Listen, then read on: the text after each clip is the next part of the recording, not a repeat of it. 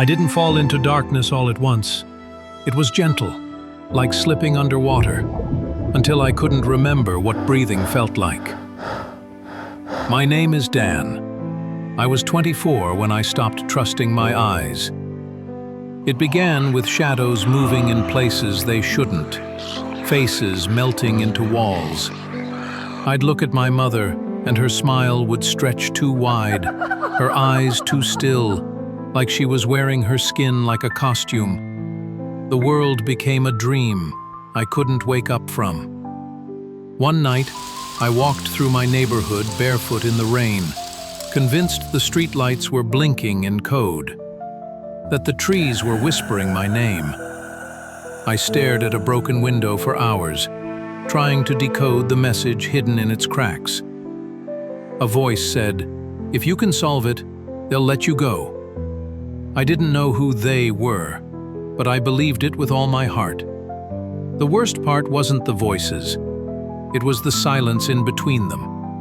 The empty moments when I realized none of this made sense, that the world I thought I knew was gone. I remember being in my apartment, every surface covered with scribbled notes and symbols, strings taped from wall to wall, connecting thoughts that only existed in my head.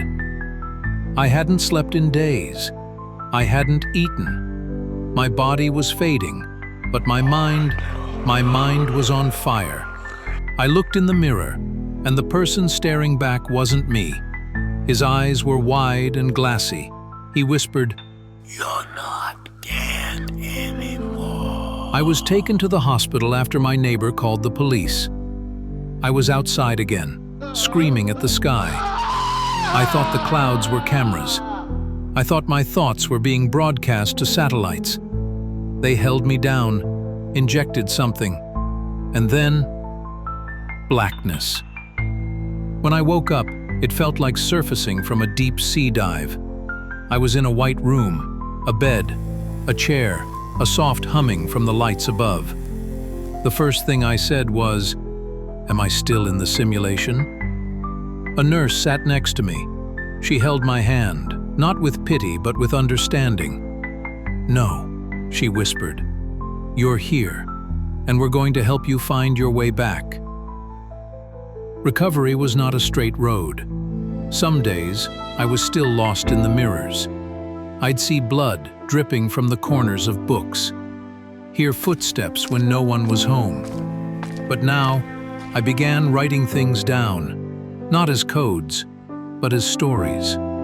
I wrote about the man I saw in the clouds, the girl with no face who used to watch me sleep, the city made of glass that existed behind my eyelids. They terrified me once, but now I made peace with them, gave them names, gave them endings.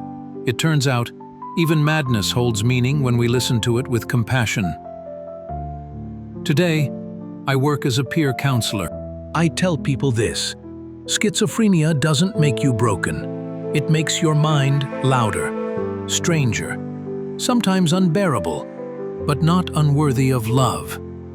I still hear things, I still see things, but I no longer fear them, because now I see myself too. Final note from Dan.